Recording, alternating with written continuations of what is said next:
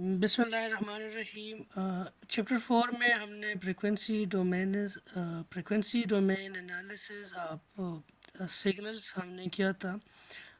हमने वहाँ पे देखा था कि हमारे पास सिग्नल्स बेसिकली या तो पीरियाडिक होंगे या ए पीरियाडिक होंगे। वहाँ पे हमने देखा था कि ए पीरियाडिक सिग्नल्स का अगर हम फ्रीक्वेंसी डोमेन एनालिसिस करेंगे तो पीरियाडिक सिग्नल्स के लिए हमने फोरियर सीरीज़ देखा था। और अगर हम फ्रीक्वेंसी डोमेन एनालिसिस करेंगे ए पीरियाडिक सिग्नल्स का तो हम उसको फोरियर ट्रांसफॉर्म के ज़रिए हम देखेंगे। उनका हमने मैग्नीट्यूड स्पेक्ट्रा और हमने उसका फेज स्पेक्ट्रा देखा था। ए पीरियाडिक सिग्नल के लिए हमने एनर्जी डेंसिटी स्पेक्ट्रम वहाँ पे देखा था। और पीरियाडिक सिग्नल के लिए हमने पावर डेंसिटी स्पेक्ट्रम वहाँ पे हमने स्टडी किया था। अभी हम फ्रीक्वेंसी डोमेन एनालिसिस करेंगे, लेकिन ये एनालिसिस हम करेंगे सिस्टम्स का, और हमारे सिस्टम्स जो होंगे वो लीनियर टाइम इनवेरिएंट सिस्टम्स होंगे। ये नहीं, यहाँ पे हम देखेंगे कि हमारे पास एक सिस्टम है, उसका अब इम्पल्स रिस्पॉन्स है, जिस इम्पल्स रिस्पॉन्स का फ्रीक्वेंसी जो फ्रीक्वेंसी डोमेन में उसका जो ट्रांसफॉर्म होगा उसको फ्रीक्वेंसी ट्रांसफ़र फंक्शन कहते हैं। ठीक है। सो उसका वो जो सिस्टम है वो हर एक फ्रीक्वेंसी के लिए उसका इफ़ेक्ट जो होगा वो हर एक फ्रीक्वेंसी को डिफरेंटली ट्रीट करेगा।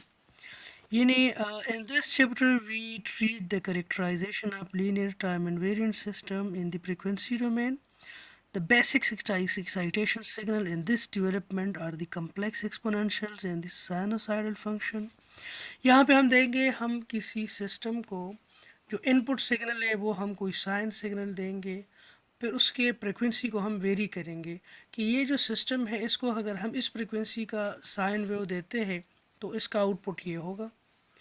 इसको अगर हम फ्रिक्वेंसी उसका चेंज करेंगे तो हम उसके आउटपुट को देखेंगे।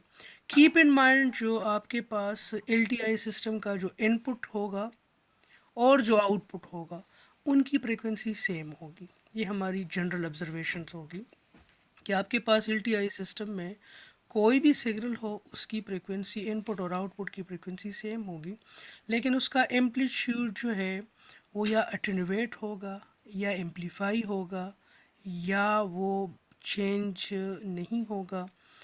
उसका फेज़ जो है उसमें कुछ ना कुछ शिफ्ट आएगा या कुछ ना कुछ शिफ्ट नहीं आएगा। मतलब ये कि आपके पास जो चेंजेस होंगे वो एम्पलीट्यूड और फेजेस में होंगे। कोई भी इनपुट एक्साइटेशन सिग्नल हो एल सिस्टम को, वो आपका एल सिस्टम जो है वो आपके फेज़ और आपके एम्पलीट्यूड को इफ़ेक्ट करेगा।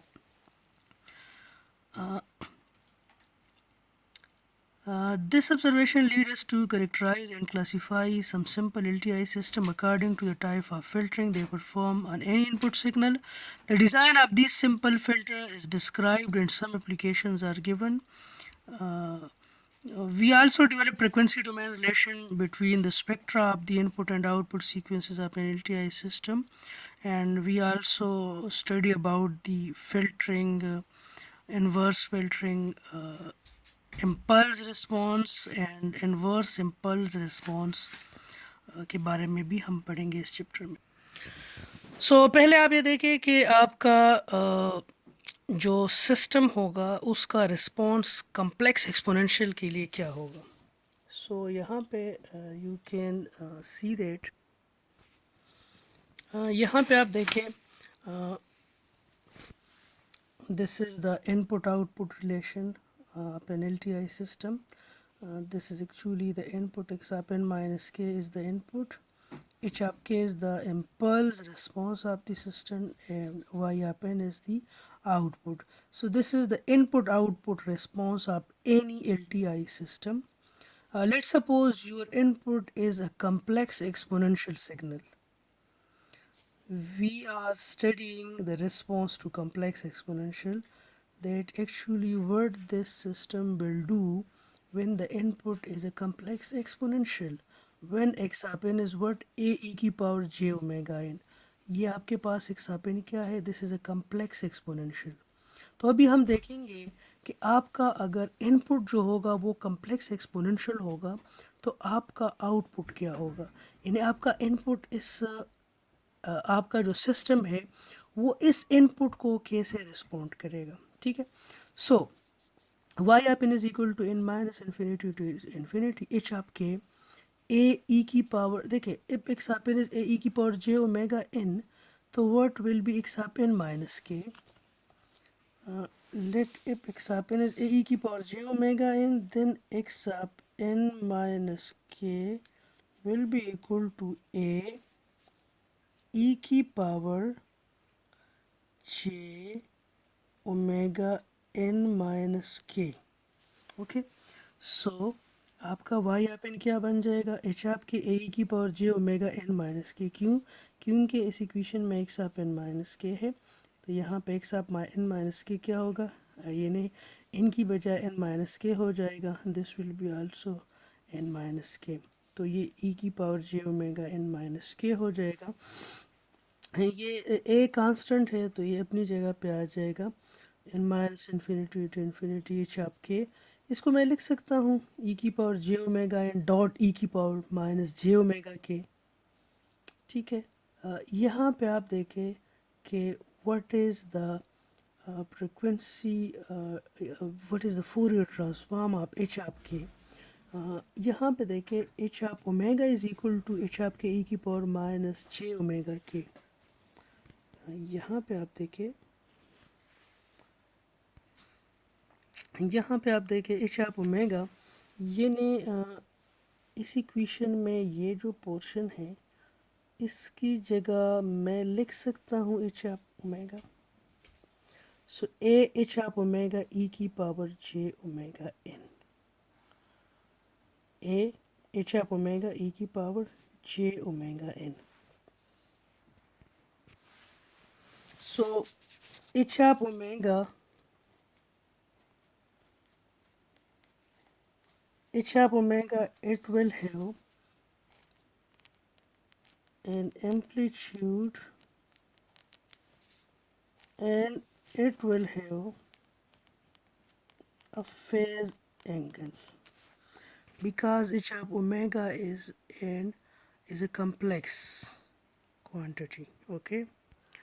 So here we note that the response is also in the form of a complex exponential with the same frequency as the input but altered by a multiplicative factor h of omega। यानी यहाँ पे आप देखें आपका जो input था ए E की power J omega N, जो आपका इनपुट था और जो आपका आउटपुट था, तो आपका इनपुट की फ्रिक्वेंसी क्या है, ओमेगा है, आपके आउटपुट की फ्रिक्वेंसी क्या है, ओमेगा है, यानी इनपुट और आउटपुट जो है this is same but this is differ by a multiplicative factor H of omega, ठीक है। तो आपका इनपुट और आउटपुट जो है ये सेम है, लेकिन डिफरेंस कहाँ पे है, क्योंकि आपके आउटपुट में एक multiplicative factor H of omega है। So we note that the response is also in the form of a complex exponential with the same frequency as the input but altered by a multiplicative factor h of omega. Now we have to study a little more about some new concept, that is eigenfunction and eigenvalues. If an input signal to the system produces the output that differs from the input by a constant multiplicative factor, then this multiplicative factor is called an eigenvalue. Okay, यहाँ पे आप देखें, if an input signal, let's suppose an input signal x up n to the system produces an output signal that differs from the input by a constant multiplicative factor, then this is called an eigenfunction and that multiplicative factor is called eigenvalue. यहाँ पे आप देखें x of n is an eigenfunction and h of omega is actually that is the multiplicative factor. This is called the eigenvalue. Now let's come toward an example. We have to determine the output sequence of the system when h of n is equal to 1 by 2 and u of n, and the input is a complex exponential sequence. हमारे पास input जो है एक complex exponential sequence है, हमारे पास system का impulse response जो है that is H of N, ठीक है. We have to find the output of the system. So as we know that y of n is equal to a h of omega e की power j omega n. सो यहाँ पे आप देखें हमारे पास y of n किसके बराबर होगा, ए h of omega ई की पावर जे ओमेगा एन. यहाँ पे आप देखें आपका एक्स ऑफ एन जो है ये क्या है, ए ई की पावर जे 5/2 n है.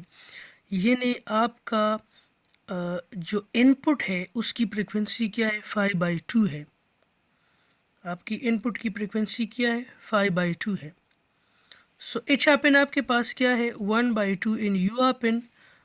यू हैव टू, यहाँ पे आप देखें this is the general expression a h of omega e की power j omega n. So actually you have x of n. Here your equation will become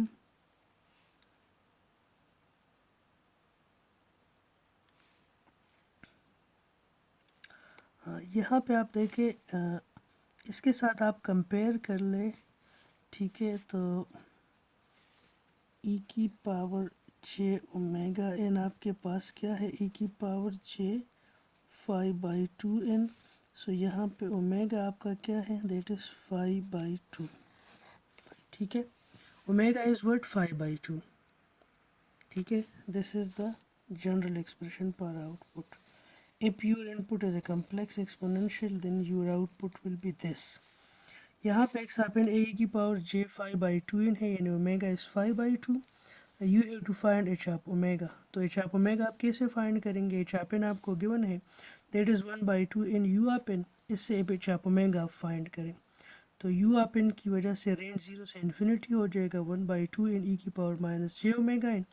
इसका Fourier transform आप find करें तो this will be equal to, this is actually geometric series, और geometric series के summation को हम लिख सकते हैं एच ऑफ ओमेगा 1/1 माइनस 1/2 की पावर माइनस जे ओमेगा. लेकिन चूंकि हमारे पास जो इनपुट है उसकी फ्रिक्वेंसी 5/2 है, तो हमने 5/2 के लिए इसका फ्रिक्वेंसी ट्रांसफ़र फंक्शन देखना है.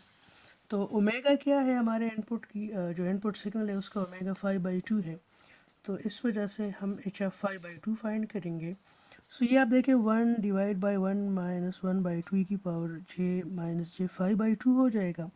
अब चूंकि हमें पता है कि माइनस जे 5/2 किस चीज़ के बराबर है, this is equal to cos minus 5/2 minus J sine 5/2. तो cos minus 5/2 is actually cos 90 is 0 and sin 90 is 1. So e की power minus j 5/2 is actually minus j. तो इसको हम लिख सकते हैं कि यहाँ पे इसकी जगह अगर this is equal to minus J, ये अगर माइनस जे के बराबर है तो माइनस और माइनस प्लस हो जाएंगे. तो H of 5/2 is equal to 1/1 plus 1/2j, ठीक है. ये e की पावर माइनस जे 5/2 ये माइनस जे के बराबर है. तो इसकी ये e की पावर माइनस जे 5/2 यहाँ पे आप माइनस जे पुट करें तो इसको मैं लिख सकता हूँ 1/1 माइनस 1/2 इंटू माइनस जे. सो माइनस माइनस प्लस हो जाएगा, तो इसको मैं लिख सकता हूँ 1/1 प्लस 1/2j. नाउ इसको हमने x प्लस वाई जे के फॉर्म में लिखना है ताकि हम इसका मैग्नीट्यूड फाइंड कर सकें और हम इसका फेस फाइंड कर सकें, ठीक है. सो इसको इसके कम्प्लेक्स कंजुगेट से मल्टीप्लाई और डिवाइड करें. सो 1 into 1 minus 1/2j, 1 plus 1/2j. इसको आप कम्प्लेक्स कंजुगेट से मल्टीप्लाई डिवाइड करेंगे तो ये x प्लस वाई आयोटा के फॉर्म में आ जाएगा. तो आप इससे इसका एम्पलीट्यूड और इसका फेस फाइंड कर सकते हैं. इसका एम्पलीट्यूड जो मैग्नीट्यूड है वो कैसे फाइंड करेंगे, ये आपके पास x square plus y square under root हो जाएगा और ये आपके पास हो जाएगा टेंजेंट इनवर्स वाई और एक्स। ठीक है। सो इसका आपके पास जो एम्पलीट्यूड है दैट इज़ 2/√5 आ जाएगा और जो फेज़ है वो 26.6 आ जाएगा। ठीक है। So what will be the output? The output is इस इक्वेशन में देखें, ए एच ऑफ ओमेगा का मैग्नीट्यूड और फेस क्या है? मैग्नीट्यूड है, ये आप यहाँ पे देखें, ए अपनी जगह पे आ गया, ए अपनी जगह पे आ गया और एच ऑफ ओमेगा का मैग्नीट्यूड रिस्पॉन्स 2/√5 है और फेस क्या है? e⁻j 26.6 हो गया और e⁻j5/2 एन अपनी जगह पे आ गया। ठीक है, ये अपनी जगह पे आ गया, एच ऑफ ओमेगा की जगह आपके पास ये चीज़ आ गई। तो इसको मैं लिख सकता 2/√5 ए की पावर j5 इन 5/2 n माइनस 26.6। यानी आपका जो इनपुट था जो एक्सपोनेंशियल था उसकी फ्रीक्वेंसी 5/2 है, आपका जो आउटपुट है वो भी सेम फ्रीक्वेंसी का एक्सपोनेंशियल है, लेकिन उसका जो एम्पलीट्यूड है उसके साथ एक मल्टीप्लिकेटिव फैक्टर 2/√5 भी आ गया और उसके फेज में भी थोड़ा सा शिफ्ट आ गया है। ठीक है। सो यहाँ पे आप देखिए, this example clearly illustrate that the only effect of the system on the input signal is to scale the amplitude by 2/√5 and shift the phase by minus 26.6। ये कहता है कि इस एग्जांपल में आप देखें कि आपका जो सिग्नल है उसका इनपुट सिग्नल है और उसका आउटपुट पे क्या हुआ है, उसका एम्पलीट्यूड स्केल हुआ है 2/√5 और उसका जो फेज़ है जैसे that is shifted bye minus 26.6, लेकिन यहाँ पे फ्रिक्वेंसी क्या थी? 5/2 थी। अब अगर हमारे पास इनपुट को अगर हम चेंज करते हैं, यानी इनपुट की फ्रिक्वेंसी को अगर हम चेंज करते हैं तो हमारे पास ये जो एम्पलीट्यूड स्केलिंग है और जो फेज शिफ्ट है ये डिफरेंट होगा।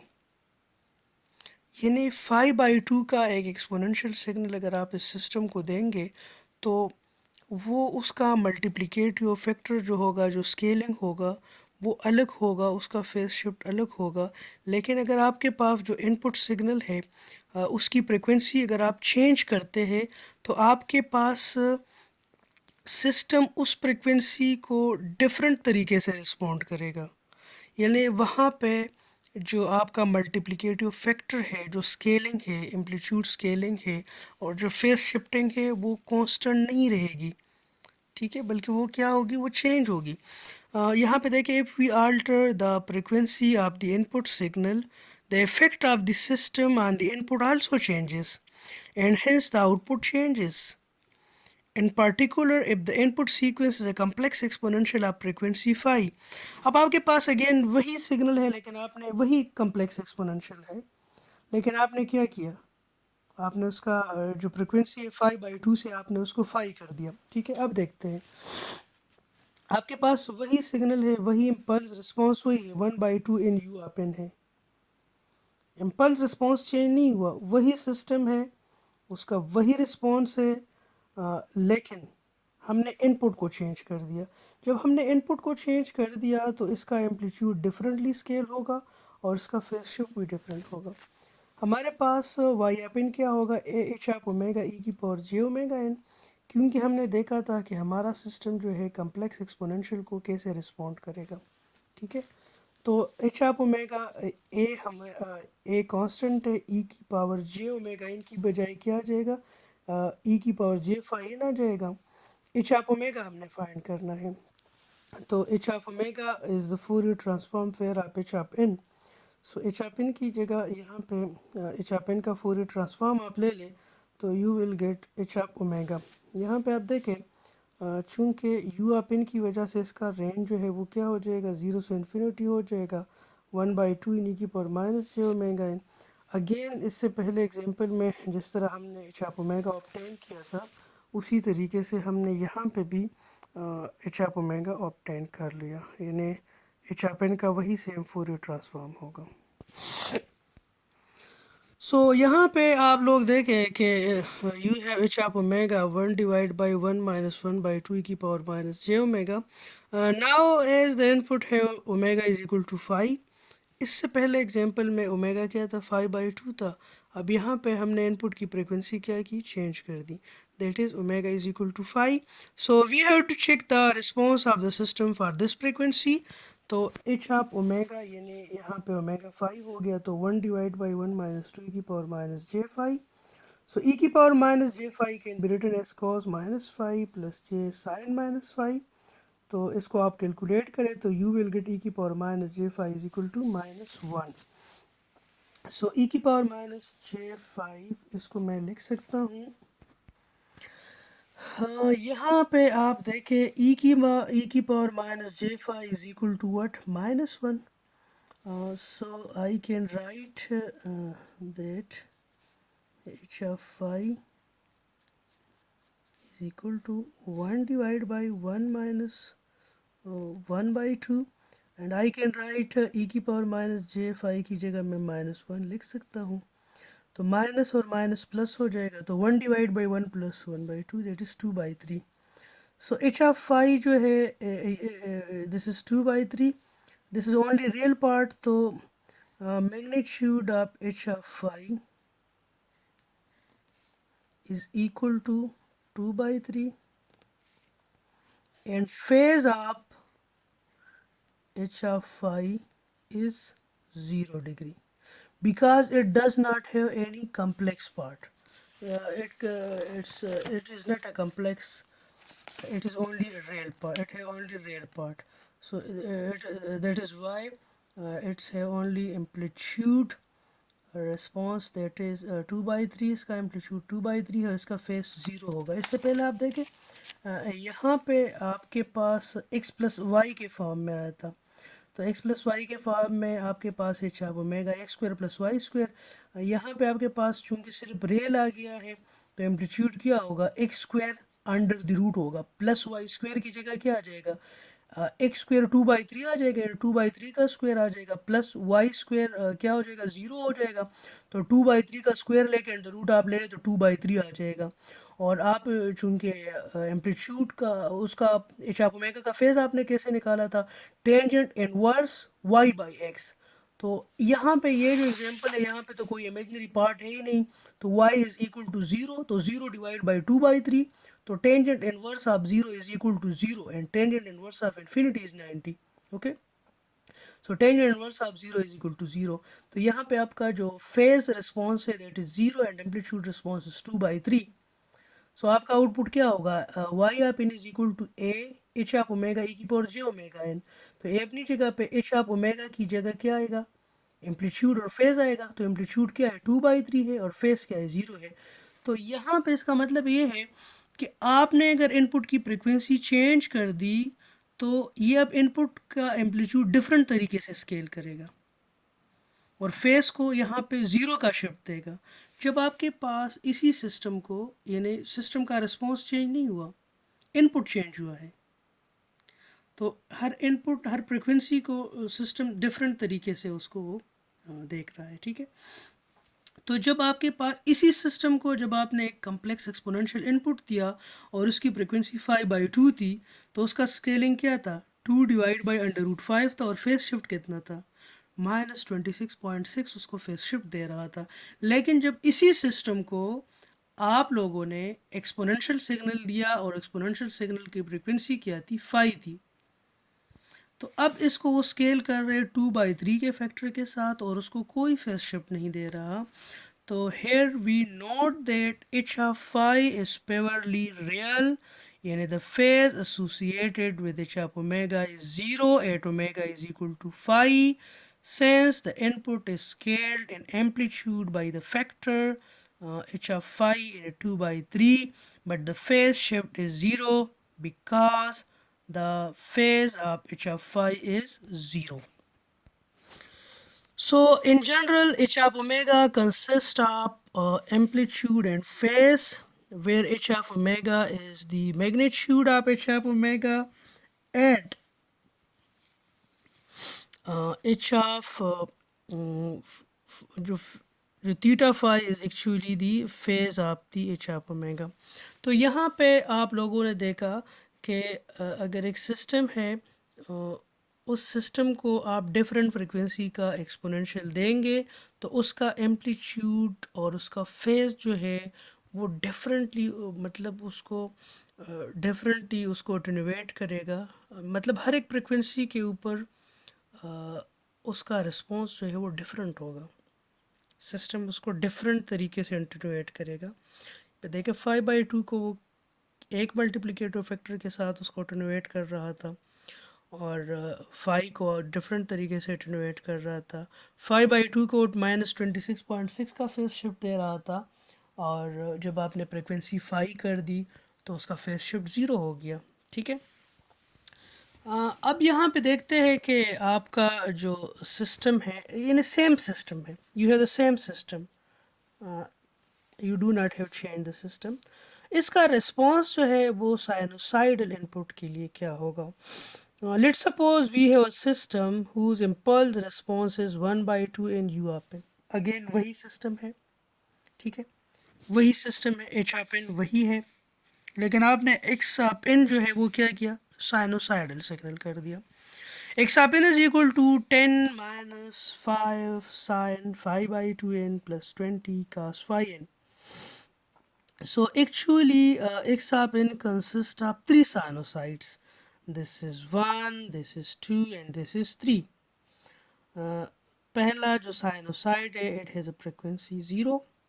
The second one has omega 5/2. The third one omega is equal to 5. So X of n consists of three sinusoids having omega is equal to 0, omega is equal to 5/2 and omega is equal to 5. So now we have to calculate h of omega. This system will respond different frequency differently. 10 को वो different तरीके से उसको उसका multiplicative factor change होगा। इस sinusoidal का multiplicative और फेस शिफ्ट चेंज होगा। इसका मल्टीप्लिकेटिव फैक्टर और फेस शिफ्ट जो है वो क्या होगा, वो चेंज होगा।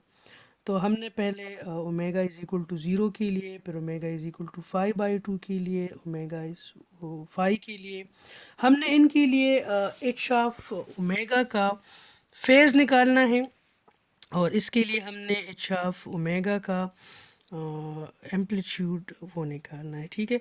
सो we have to calculate h of omega for each frequencies and then using superposition property of LTI system to determine the complete response. पहले हम क्या करेंगे, इसको एक इंडिविजुअल सिग्नल ट्रीट करेंगे, इसका रिस्पॉन्स देखेंगे, इसको एक इंडिविजुअल सिग्नल देखेंगे, इसका रिस्पॉन्स देखेंगे, इसको एक इंडिविजुअल इनपुट कंसिडर करेंगे, इसका आउटपुट देखेंगे, फिर इन तीन इंडिविजुअल इनपुट्स का जो तीन इंडिविजुअल आउटपुट्स बने थे उनको एड अप करेंगे, that is superposition. Okay. So what is h of n? H of n is 1/2 in you of n. इसका एच ऑफ ओमेगा क्या बनेगा, 1/1 माइनस 1/1 क्या बचे ओमेगा। यहाँ पे omega is equal to 0 put करें तो एच ऑफ 0 क्या बनेगा, 1/1 माइनस 1/2 ई की पावर -j0। सो ई की पावर 0 इज इक्वल टू 1। तो ये 1 डिवाइड बाई ये आपके पास क्या बन जाएगा, 1 divide by 1/2। So 1 divide by 1/2 is equal to 1 multiplied by 2. Okay, so h of 0 is 2. As we know that h of 0 consists only real part, so h of omega yani h of 0 we have to write in x plus iota y form. So this form is 0, it has only real part. So what will be its amplitude? Its amplitude will be x square under the root, and what will be its phase, tangent inverse y by x. So its phase is 0. Now the second term is x up in his omega is equal to 5 by 2. So what is h up omega? यहाँ पे e की power j 5 by 2 हो जाएगा. So e की power minus j 5 by 2. Again आप लोग इसको जिस तरह हमने पहले क्वेश्चन में देखा था कि e की पावर माइनस j 5 by 2 को मैं लिख सकता हूँ cos minus 5 by 2 plus j sin minus 5 by 2. This will be equal to 0. तो ये माइनस जे आ जाएगा. यहाँ पे माइनस जे पुट किया और इसको कम्प्लेक्स कंजुगेट से मल्टीप्लाई और डिवाइड किया. इसका एम्पलीट्यूड निकाला 2/√5. पहले क्वेश्चन में हम कर चुके. इसका फेस हमने देखा था 26.6 था. ठीक है. जो थर्ड टर्म है एक्सापिन में ये आप देखें. The third term s has a frequency is equal to 5. तो इसी सिस्टम का हमने एच एफ 5 भी हमने निकाला था. ठीक है. दैट वाज 2/3 उसका एम्पलीट्यूड रिस्पॉन्स था और इसका फेज जो रिस्पॉन्स था दैट इज़ 0. सो यहाँ पे आप देखें वाई आप इन जो है 2 और 2 का मल्टीप्लिकेटिव फैक्टर क्या आया था 10 आया था. यहाँ पे आप देखें एच आप 0 को जब हमने देखा था तो उसका मल्टीप्लिकेटिव फैक्टर 2 आया था. 2 उसका मल्टीप्लिकेटिव फैक्टर आया था. फेस कोई शिफ्ट नहीं था. तो 2 मल्टीप्लिकेटिव फैक्टर इंटू 10 माइनस ये जो आपके पास था 5/2 के लिए मल्टीप्लिकेटिव फैक्टर क्या आया था. 5/2 के लिए मल्टीप्लिकेटिव फैक्टर 2√5 आया था और फेस शिफ्ट माइनस 26.6 आया था. तो -5 इसका मल्टीप्लिकेटिव फैक्टर 2 डिवाइड बाई √5 आया था और इसका फेस शिफ्ट कितना था 26.6 था. ठीक है. हाँ यहाँ पे देखें ये जो आपके पास जब फ्रिक्वेंसी 5 थी तो यहाँ पे आपने देखा था कि आपका मल्टीप्लिकेटिव फैक्टर 2/3 आया था और फेस कितना आया था 0 आया था. सो यहाँ पे मल्टीप्लिकेटिव फैक्टर 2/3 था और फेस 0 था. सो आपका जो आउटपुट था that is 20 minus 10 by √5 sine 5 by 26.6 plus 40 divide by 3 का 5 यहाँ पे देखिए it is apparent from the above example that h of omega are equivalently h of omega magnitude and phase completely characterize the effect of the system on a sinusoidal input signal. Indeed, we note that amplitude h of omega determine the amplification. अगर आपके पास h of omega जो है उसका amplitude जो है वो 1 से greater हो तो आपका एम्प्लीफिकेशन हो रहा होता है. एच ऑफ ओमेगा यानी जो मल्टीप्लिकेटिव फैक्टर है अगर वो लेस देन 1 हो तो आपका जो सिस्टम है वो आपका सिस्टम जो है वो आपके सिग्नल को अटेन्यूएट करेगा. So indeed we note that h of omega amplitude determine the amplification if h of omega amplitude is greater than 1 or attenuation if h of omega amplitude is less than 1 imparted by the system on the input sinusoid. So the phase h of omega determine the amount of phase shift imparted by the system. So यहाँ पे आप देखें पहले जो हमने examples किए थे जो यहाँ पे हमने दो चीज़ें इनपुट को हमने दो चीज़ों से हमने एक्साइट किया. पहले हमने देखा सेम सिस्टम था. हमारा जो इनपुट था वो क्या था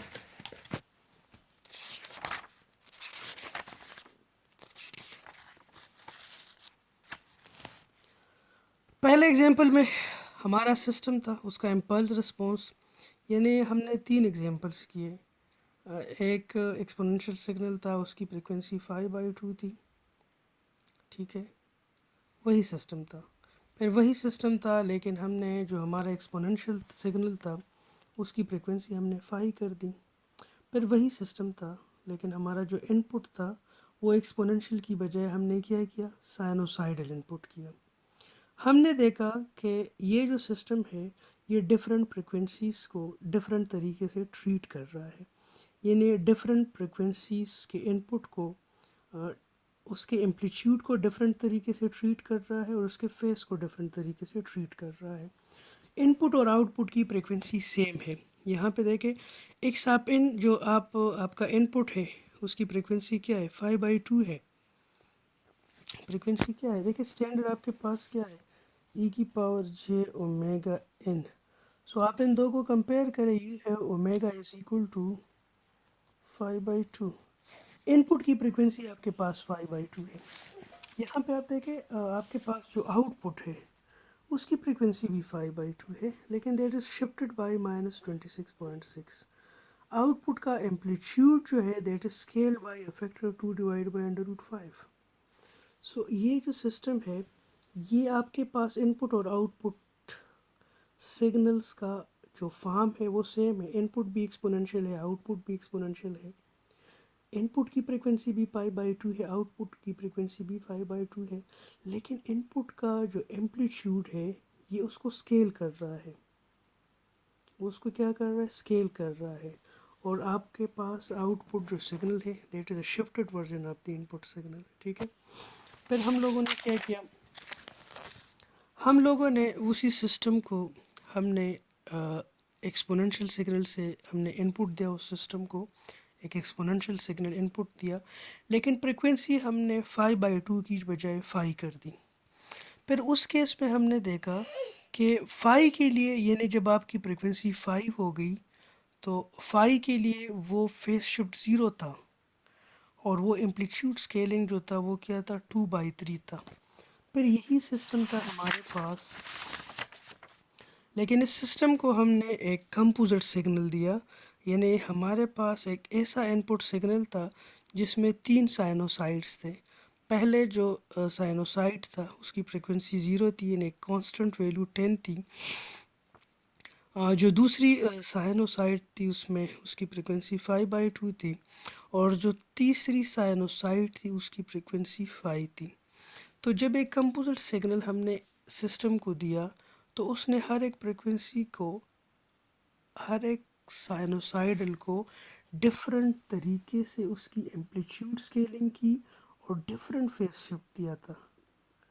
यानी हर साइनोसाइड को उसने सेम स्केलिंग और सेम फेज शिफ्ट नहीं किया, बल्कि उसने हर एक साइनोसाइड को डिफरेंट तरीके से उसकी एम्पलीट्यूड स्केलिंग की और डिफरेंट तरीके से उसको फेज शिफ्ट दी। इस यहाँ पे आपने देखा कि 10 को इसने स्केल किया बाय अ फैक्टर ऑफ 2, 5 को इसने स्केल किया by a factor of 2 divide by √5, और यहाँ पे फेज शिफ्ट कितना दिया था इस साइनोसाइडल को, -26.6 को। यहाँ पे ये जो साइनोसाइडल जिसकी फ्रिक्वेंसी 5 है, तो उसको तो उसने कोई फेज शिफ्ट नहीं दिया, लेकिन उसको स्केल किया बाय अ फैक्टर ऑफ 2/3। तो इसने डिफरेंट फ्रिक्वेंसीज को डिफरेंट स्केलिंग और डिफरेंट फेज शिफ्ट दिए। ठीक है, सो आज के लेक्चर का कंक्लूजन क्या है? The conclusion of this lecture is that H of omega जो है, this is a function of omega. ठीक है, फ्रिक्वेंसी रिस्पॉन्स मेरे ख्याल में आज के लिए इतना ही काफ़ी है। ठीक है, इंशाल्लाह मिलेंगे ज़िंदा रहे तो। ओके ओके, अल्लाह हाफिज़।